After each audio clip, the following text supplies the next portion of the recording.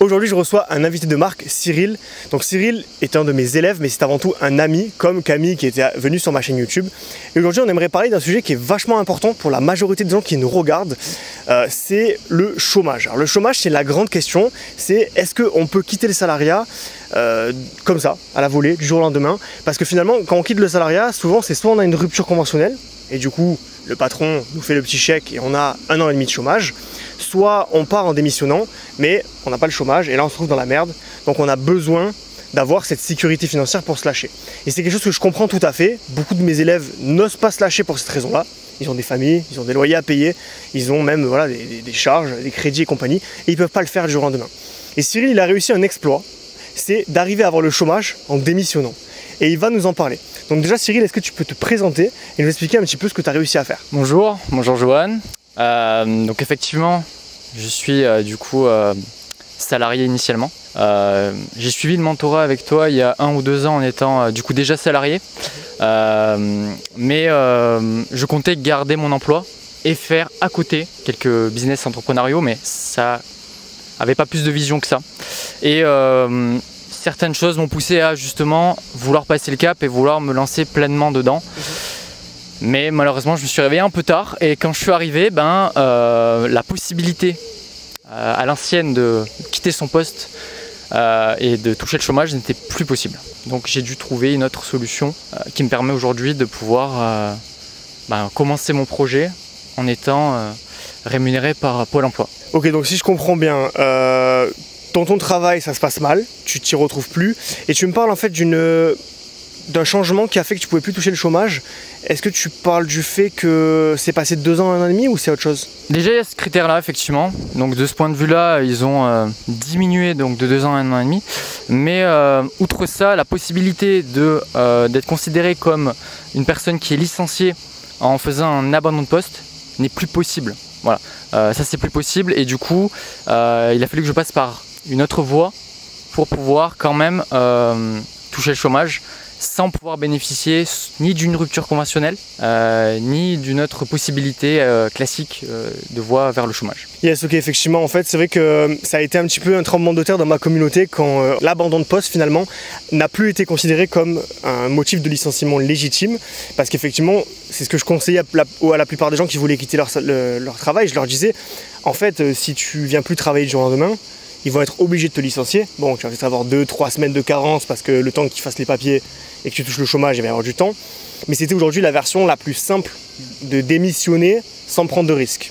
Même si la plupart des gens ne connaissaient pas ça et ne le faisaient pas forcément. Et donc du coup, effectivement, quand c'est arrivé, la plupart des gens se sont retrouvés complètement bloqués. Ils se sont dit mais comment je vais faire? Je ne peux plus quitter mon travail, au point de faire des graves burn-out parfois.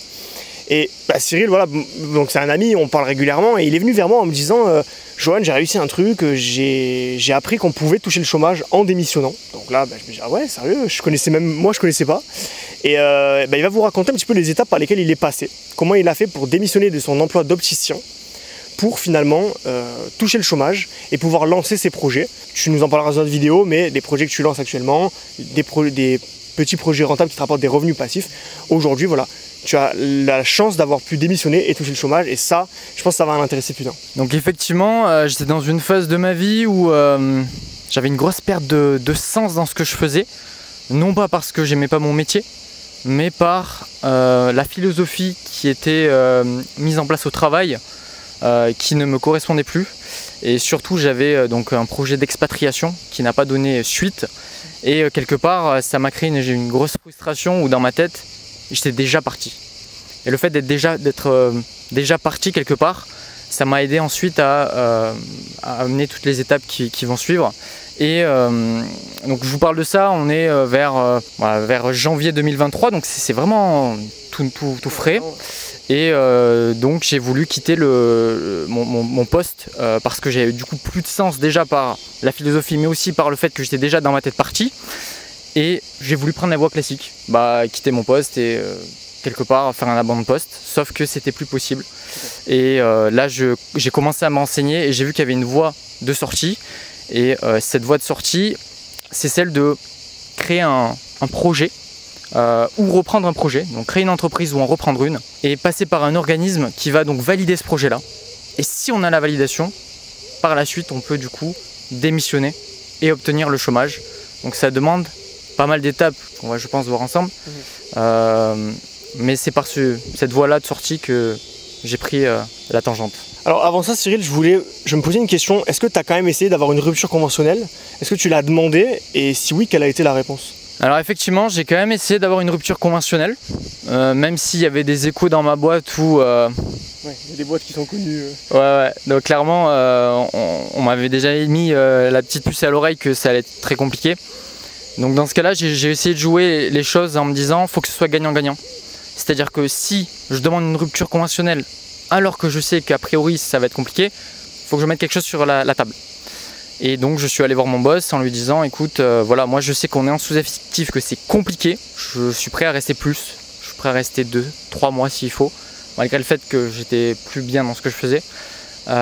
Et en échange, j'aimerais avoir une rupture conventionnelle. Donc c'était ça le deal, et clairement il l'a compris, et il m'a présenté devant le directeur régional. Donc un jour où le directeur régional est venu au travail, nous voir, il m'a salué, il m'a invité à le suivre dans le bureau. Et donc là je m'installe et il me dit, voilà, je sais que tu as quelque chose à me dire. Donc je dis effectivement, voilà où j'en suis, voilà mon projet. Je sais qu'une rupture conventionnelle n'est pas possible dans la situation de la boîte. Voilà ce que je mets sur la table.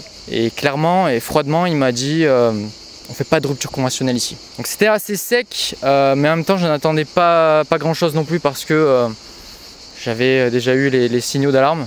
Là il n'y avait plus de choix que de trouver une solution. Yes, effectivement, ça me choque pas du tout la réaction de ce gars-là parce que c'est très fréquent en fait que les grosses boîtes ne se sentent plus pétées. Et d'ailleurs c'est marrant parce que j'avais vu qu'il y avait des boîtes carrément qui avaient des budgets prud'hommes. Je connais une personne en fait qui a travaillé chez les prud'hommes qui m'a raconté ça. Elles ont des budgets prud'hommes parce qu'en fait elles savent que certaines choses qu'elles font sont illégales. Par exemple, refuser une rupture co, elle a le droit, tu vois. L'entreprise n'est pas obligée de te la donner. Mais demain, si toi je ne conviens plus, ils se gêneront pas de te virer de la boîte. Et si tu fais un prud'homme, ils auront les fonds, si tu veux, alloués dans le budget défense avocat pour se protéger du prud'homme que tu vas leur faire.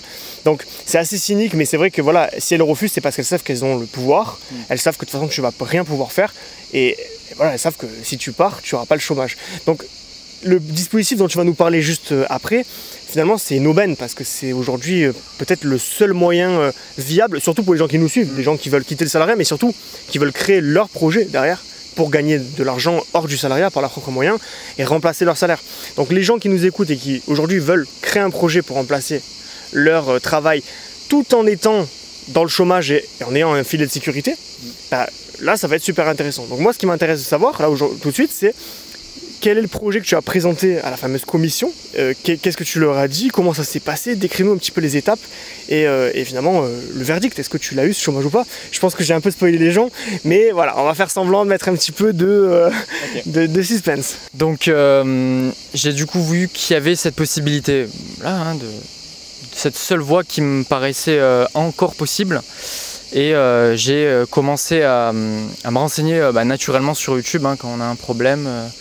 C'est un peu la première chose qu'on fait en général, et je suis tombé sur des ressources qui étaient assez intéressantes et assez pertinentes, qui m'ont donné une voie à suivre qui était un peu floue, mais qui m'engageait quand même à faire au moins le premier pas.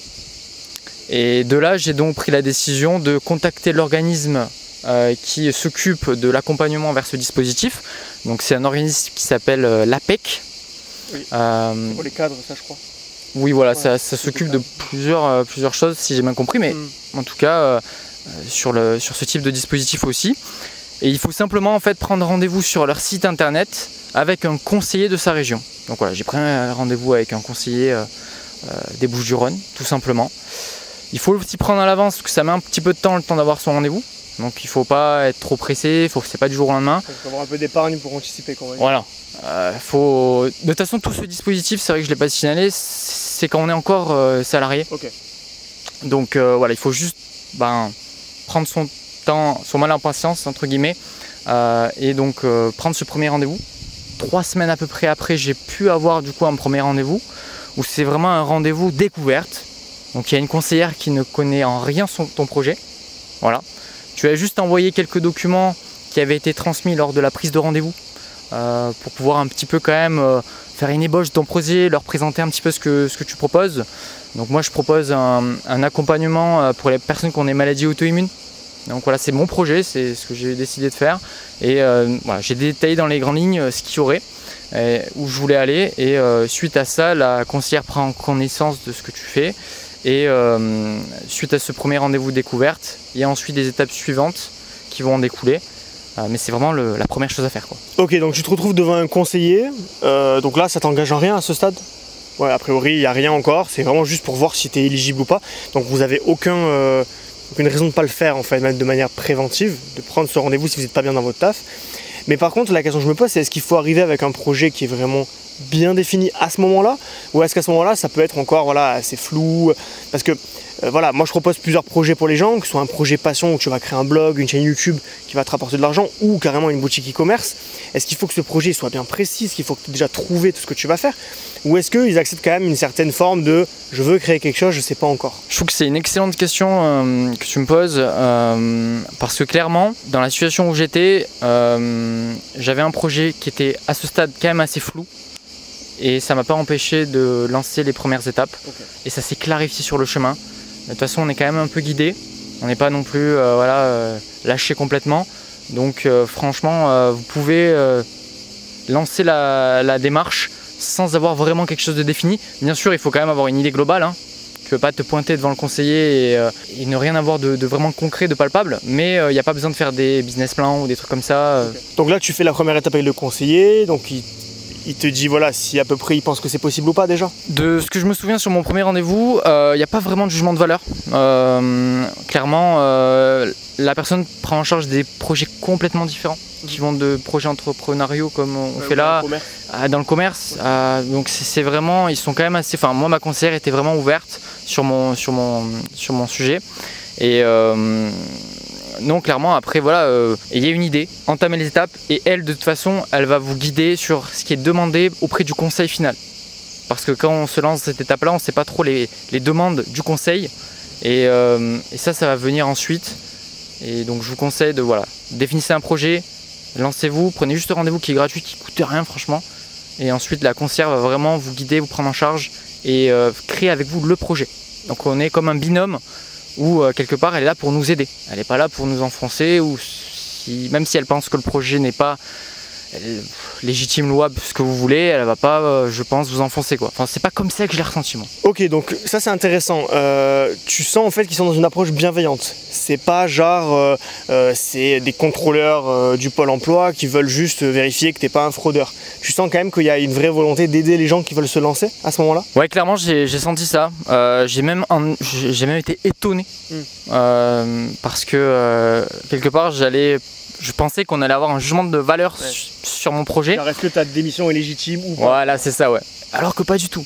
C'est vraiment un organisme détaché de Pôle emploi, détaché du conseil, si j'ai bien compris. Donc voilà, il n'y a pas de stress à avoir suite à ce premier rendez-vous.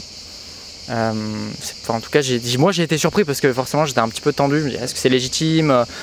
J'ai pas fait de formation sur ça, est-ce qu'on va me tacler dessus et tout? Ok, donc t'as pas de formation, t'as juste une idée de projet à ce moment-là, tu en parles à la personne te guide pour un petit peu plus recentrer ton projet.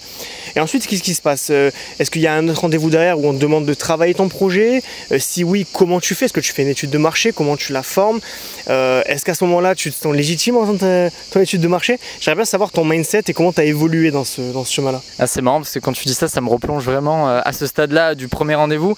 Et c'est vrai que je suis sorti du premier rendez-vous et malgré qu'elle soit dans une démarche hyper bienveillante, les questions qu'elle m'a posées, quelque part elles ont mis le doigt sur les angles morts du projet que je n'avais pas encore mis les yeux dessus.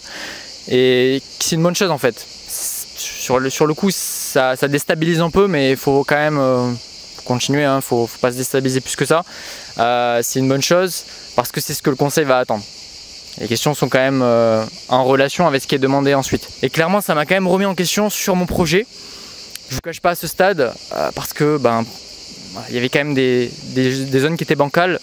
Et il y a une deuxième étape ou une deuxième version qui est proposée à la conseillère, où elle va appuyer sur des points précis relatifs à votre projet. Donc ça, je ne peux pas vous le dire, ça dépendra de votre projet. Et clairement, voilà, vous avez à peu près un mois pour retravailler le projet, éclaircir ces zones d'ombre, et ensuite avoir un deuxième rendez-vous qui sera du coup ensuite sur des détails qui resteront ensuite à améliorer, à peaufiner. Est-ce que au moment où tu fais le deuxième rendez-vous, puis le troisième éventuellement, est-ce que tu as un livrable à donner? Est-ce que tu dois donner un dossier papier ou est-ce que c'est juste des paroles? Comment ça se matérialise? Qu'est-ce que tu dois fournir comme preuve de ton projet? Alors c'est vrai qu'il y a un dossier assez fourni à préparer, je vous cache pas, il faut s'y préparer à ébaucher quelque chose quand même, hein. C'est pas... On passe pas par ce dispositif là en faisant 3 feuilles Word et c'est fait quoi. Pour vous donner une idée, alors c'est pas une marche à suivre, mais moi mon projet faisait à peu près une 30aine de pages, à peu près. Et il y avait effectivement un genre de business plan, c'est-à-dire qu'il puisse anticiper la manière dont tu vas pouvoir subvenir à tes besoins et subvenir aux besoins de l'entreprise. Donc il faut quand même chiffrer. Et donc j'ai fait cette démarche de faire des recherches, travailler sur ma cible pour savoir sur quel vraiment axe j'allais présenter mon projet et poursuivre ensuite mon projet, et surtout pour avoir quelque chose de précis avec une cible précise. Et clairement ça m'a aidé parce que moi je me suis lancé dans quelque chose qui était un peu flou, et le fait d'avoir des attentes, ça m'a obligé à structurer un peu mon projet en soi. Donc quelque part c'est encore une fois une bonne chose, je pense. Mais clairement voilà, ils attendent quand même un business plan.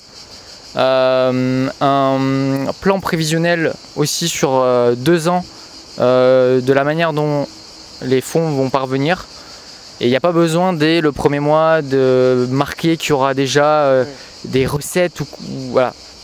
Non, faites comme vous le pensez, et de toute façon la conseillère vous guidera dessus, et voilà. Donc on a un corps principal, un volet plus dans le identitaire, donc qui on est, quel emploi on a, etc., etc. Ce fameux volet où ils vont nous demander en gros vos motivations, l'idée générale de votre projet, est-ce que vous avez des formations qui sont prévues en relation avec ce projet-là. Donc voilà, je vous laisse un peu la surprise, vous verrez un petit peu toutes les questions. C'est pas des questions non plus tirées par les cheveux, c'est classique. Et ensuite vous fournissez donc ce business plan, ce corps et ce volet identitaire, cette carte d'identité qui vous concerne, et puis ça suffit. Oui, effectivement, en fait, ils ont beau être bienveillants, je me doutais bien qu'il y avait quand même un livrable à donner, c'est normal, c'est vraiment pour aller dans le sens de prouver que c'est un vrai projet, que c'est pas juste une lubie. S'ils ont arrêté l'abandon de poste, c'est évidemment parce qu'ils voulaient éviter les abus. Donc ça t'oblige quand même à faire des démarches plus importantes, mais ça fait aussi un filtre à l'entrée. Ça montre les gens qui ont vraiment envie de créer une boîte ou qui n'ont pas envie d'en créer une. Donc effectivement, moi j'aime pas les business plans, je déteste ça parce que je trouve que c'est que du bullshit que tu mets dedans, notamment le prévisionnel sur 2 ans. Quoi. Comment tu sais combien tu vas te payer dans 2 ans? Déjà, il faudrait que tu rentres un client, après on pourra parler de combien tu vas te payer dans 2 ans. Je trouve que la forme elle est vieillotte, mais bon, pour autant ils te demandent ça, donc tu joues le jeu. Tu mets des chiffres aléatoires que tu peux imaginer dans ton fort intérieur. Mais par contre, là où je te rejoins, c'est que c'est super important pour définir ta cible et ton vrai projet. Parce que ça, c'est quelque chose qu'il faut toujours faire, c'est penser à qui je t'adresse, pourquoi tu le fais, est-ce que ça peut marcher? Parce qu'évidemment, si demain je lance un business où il n'y a aucun marché, je ne ferai pas d'argent, ça c'est certain. Donc voilà, ça c'est très important, première chose. Et deuxième chose que je voulais aussi, c'est toi qui m'avais montré ton dossier, donc je ne suis pas totalement étranger à ce que tu as fait parce que je l'ai vu. Tu m'as montré ton dossier et j'ai vu que tu avais marqué dans les lignes que voilà, tu avais suivi telle formation, que tu avais fait ça, et tu avais même cité le mentorat de la liberté. Ma formation n'est pas certifiante, l'État ne la reconnaît pas.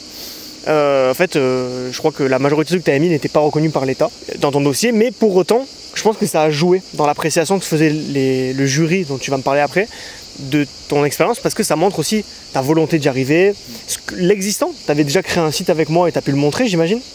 Donc tout ça, c'est des choses qui jouent en ta faveur. Et c'est pour ça que je dis beaucoup aux gens de se former par eux-mêmes, d'essayer de faire des choses, suivre une formation, se faire coacher, pour avoir des trucs à rajouter sur leur CV, quoi. Parce que si tu arrives, tu dis voilà, moi je suis salarié, j'ai jamais rien fait, j'ai jamais rien essayé, j'ai aucune formation, j'ai aucune expérience, je suis pas sûr que le dossier soit reçu de la même façon par l'équipe. Alors que si tu as déjà essayé, que tu t'intéresses, que tu montres que tu vois, il y a des certifications Google qui sont gratuites par exemple. Tu peux te faire certifier par Google demain en suivant une petite formation. Rien que ça, face à un mec qui a 55 ans, qui connaît rien aux nouvelles technologies, tu dis voilà, je suis certifié par Google, je pense qu'il peut apprécier. Donc ça peut être des éléments en plus. Et donc pour revenir aux questions, tu m'as parlé d'une commission, d'un jury, un truc assez obscur finalement. De qui est-il composé? Comment ils prennent leurs décisions une fois que tu as fait ces X rendez-vous avec la conseillère? Comment ça se passe? Alors je suis hyper d'accord avec toi déjà sur tout ce que tu as évoqué. Clairement j'étais pas en position favorable, je vous cache pas, parce que suite à ces rendez-vous avec la conseillère, avant de passer devant ce fameux juré, clairement j'avais peu de chances de passer. Je vous dis pas ça pour faire un teasing ou quoi futur, mais j'avais peu de chances de passer parce que c'est un juré qui est un petit peu de la vieille école et tout ce qui est quelque chose sur internet qui n'est pas physique, on va dire, c'est moins appréhendable pour eux. Et donc du fait qu'il y avait cette zone là plus le projet, la spécificité du projet qui demande une certaine rigueur, j'étais pas en position favorable. Donc j'ai mis toutes les chances de mon côté. Comme quoi tout est possible finalement. Ouais, je pense, ouais. Si tu fais un dossier qui est à peu près clairement entendable. Clairement. Et indiquer que j'avais déjà suivi le mentorat avec toi, leur fournir l'adresse de mon site, de ma chaîne YouTube, etc. Bah, il y avait du palpable. Le palpable qui manquait, du coup là, quelque part, j'essayais de le mettre. Donc voilà, jouer sur toutes les cartes que vous avez. J'ai essayé aussi d'anticiper toutes les failles. Je fais un filtre dans ma tête pour me dire, ok, là, il y a une question qui peut être posée, là, il y a une question, et j'y ai répondu subtilement dans mon projet. Pour vraiment déblayer toutes les craintes, toutes les objections qu'il pourrait avoir, même s'il y a certainement des failles qui sont passées. Donc là, clairement, j'étais à l'aube de présenter mon projet, donc forcément, ça fait 4 mois et demi qu'on travaille dessus, on s'est engagé. Ça, c'est le délai global, 4 mois et demi? Faut compter à peu près ça. Moi, j'ai commencé déjà à prendre le premier rendez-vous en février et je suis passé en commission fin avril. Voilà, ça vous donne une petite timeline. Donc voilà, il faut prévoir idéalement 6 mois d'amplitude pour être bien. Et je vous cache pas que la disposition qui était la mienne m'a un peu tendu parce qu'on a quand même notre destin ensuite, comment on organise sa vie après. Donc c'est des questions qu'on se pose. Mais en même temps j'avais une part en moi qui me disait dans tous les cas je vais le faire ce projet, j'ai confiance. Et à l'aube du verdict, j'étais serein quand même. J'étais quand même serein. Et la composition du jury en soi, je pourrais pas te dire vraiment. C'est assez obscur. On envoie nos documents sur un site spécialisé où on va déposer donc les trois grosses parties, donc le business plan, le corps et voilà. Et ensuite on a la réponse que 48 heures après, si je me souviens bien. Et donc pendant 48 heures, on est je vous laisse imaginer quoi. Et voilà, 48 heures après, je recevais une attestation que j'ai ouverte et mon projet avait donc été favorable. Donc là c'était soulagement. Ah ouais, là c'était, on se sent, je peux pas vous dire, je vous laisserai découvrir. Ok, donc tu n'as pas d'oral en fait, tu ne passes pas devant un jury, tu n'as rien à présenter, c'est juste des documents qui sont étudiés en interne et tu as une réponse qui arrive derrière, c'est ça? Si j'ai bien compris. Ouais, ok, c'est ça. Donc ouais, voilà, donc tu as la réponse, tu reçois le précieux sésame qui dit votre dossier a été accepté. Comment ça se passe? Tu dois le donner à Pôle emploi pour prouver que c'est bon? Est-ce que c'est mis en relation immédiatement avec Pôle emploi?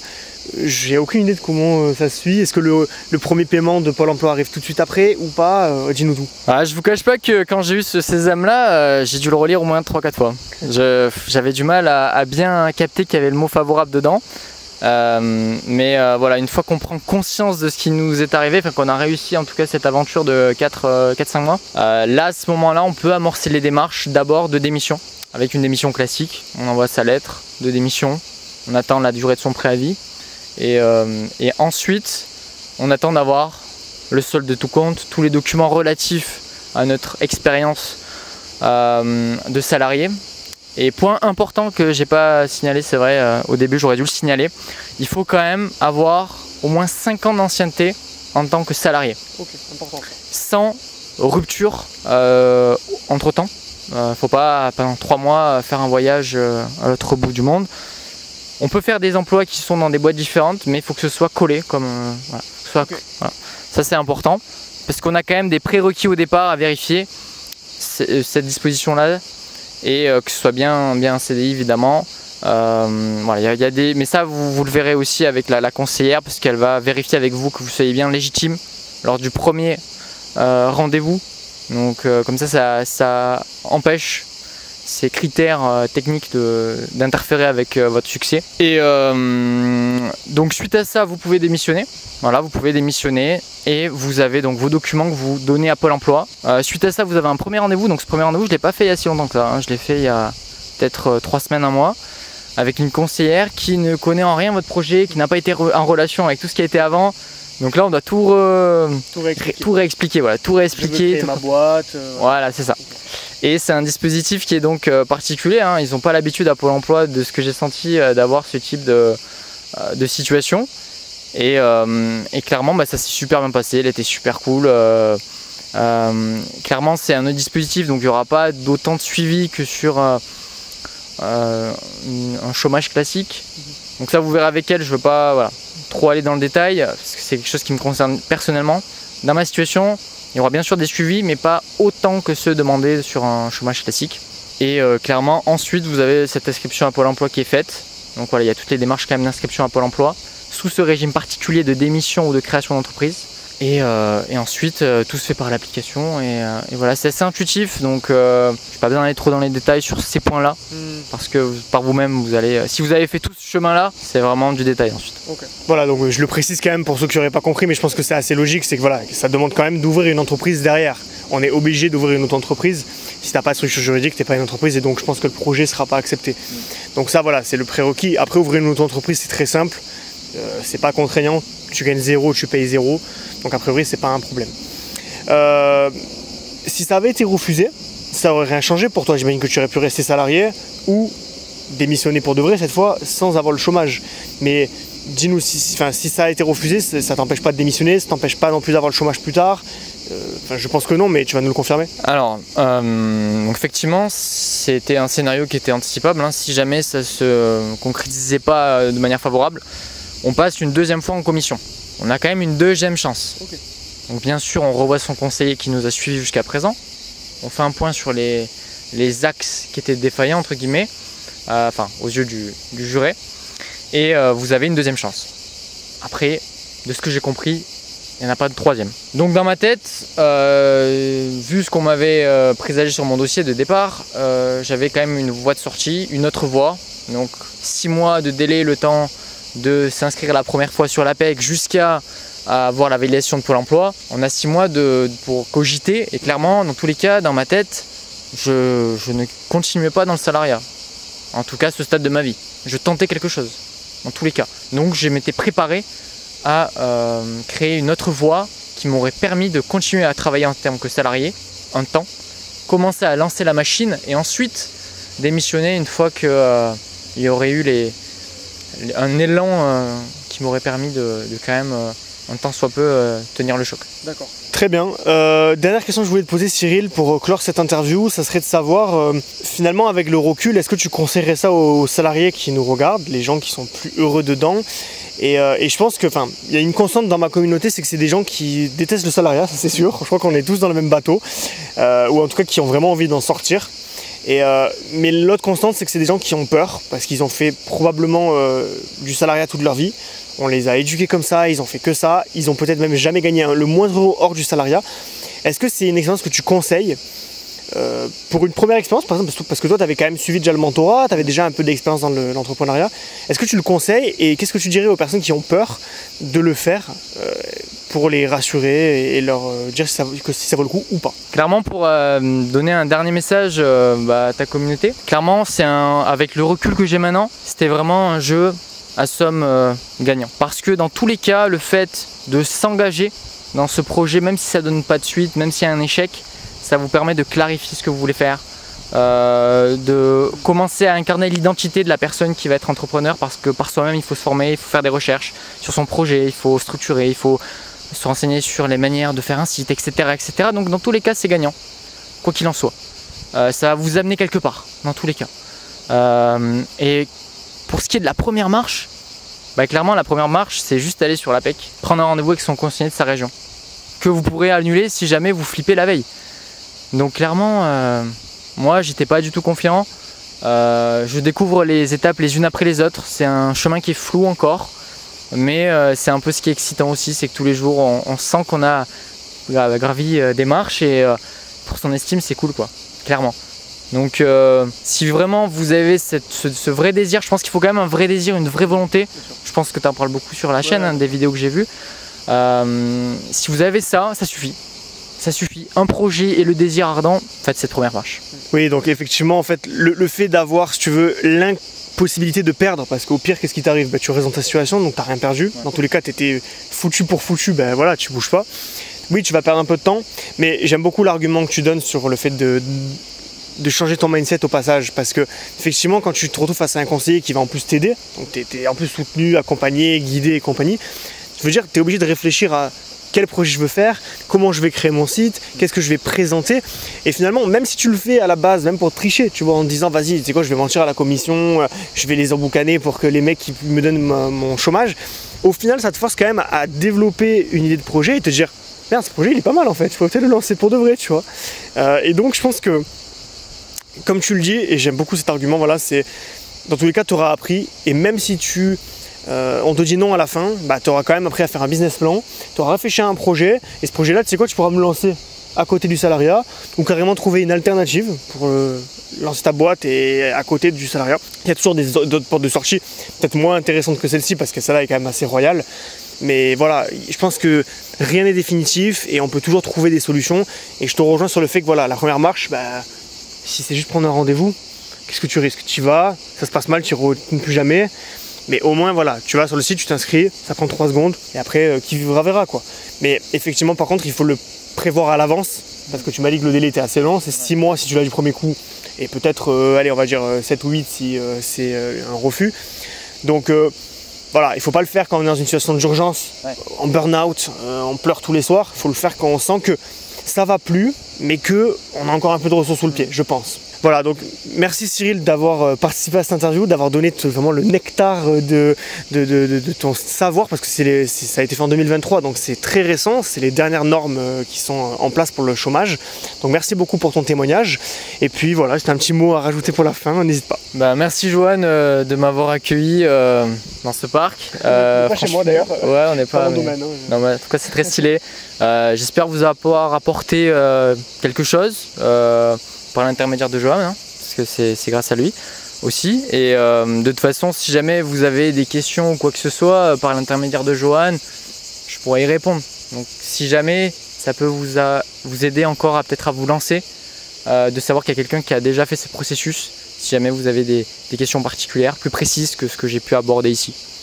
Voilà, bah merci à tous et merci Johan. Allez, salut Cyril, merci.